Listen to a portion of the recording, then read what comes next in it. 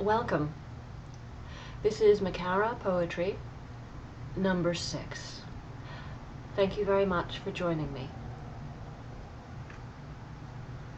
Upstairs room.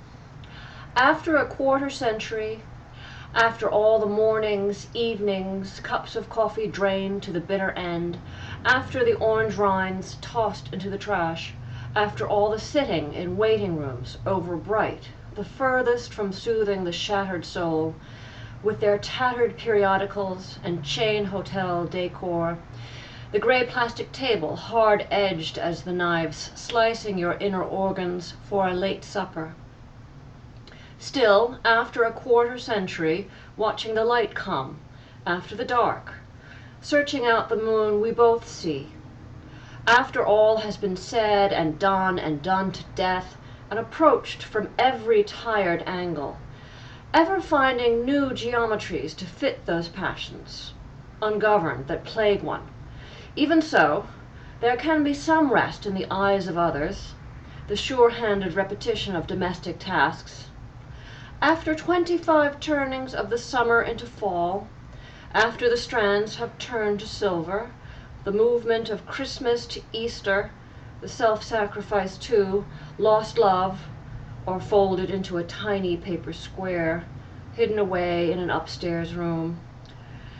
And those so many lives she thinks on, breakfasting, squabbling, merging and diverging, the addition and multiplication, self-taught, no less important than those numbers learned by rote, we chanted out as the sun streamed through the wood-framed squares of window pane, and she will sing a new song, and again a new song, before the day is done.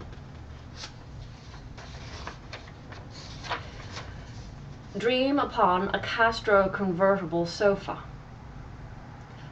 slicing the bread and scratching out the bills, passing this time whilst I wait, and cartoon forms caper in technicolor, the demarcations of their inky lines melting as she drifts into sleep.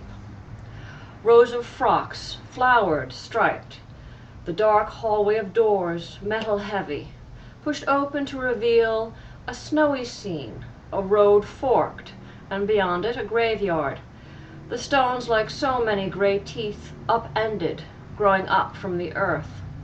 And he and she are without their coats in this cold, confused now, searching for their lost child, run far afield of them.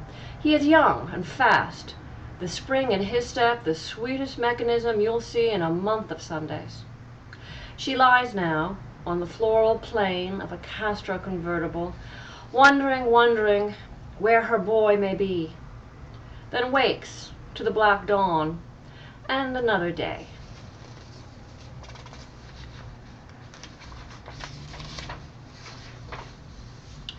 Rooftop photograph. Angling towards the camera, the eye that would have your soul, checking the light and the filter so some other can scan it into the brain pan, in black and white, the sun soon to set beyond the rooftops. Were there pigeons? Perhaps. Holding them by the corners, delicate as I hold you, edges so sharp, still cutting clear, the sky unclouded, a pane wiped of rain, the mirror reflecting back, my eyes upon you always.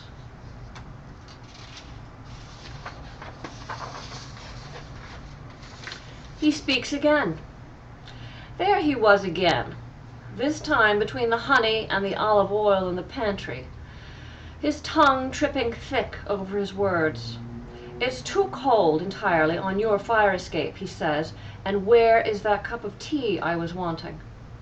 As she slops it into pale blue china, German, gold-rimmed, the service incomplete.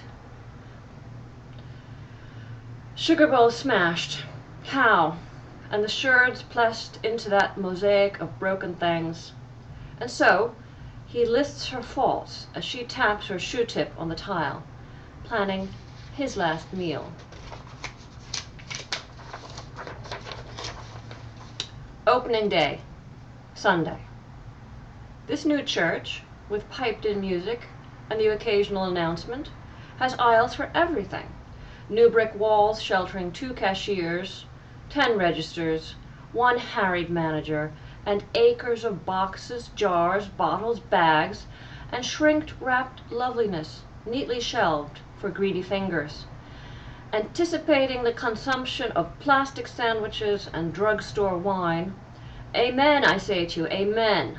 Let us save to spend and spend again. Funhouse mirror, fluorescent white light, and pretty jars of hope and charity stacked just so. The automatic doors open, shut. The electric eye watches, benevolent red, burning.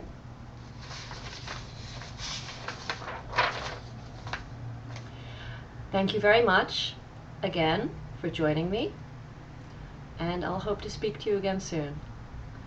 Until then, goodbye, and God bless.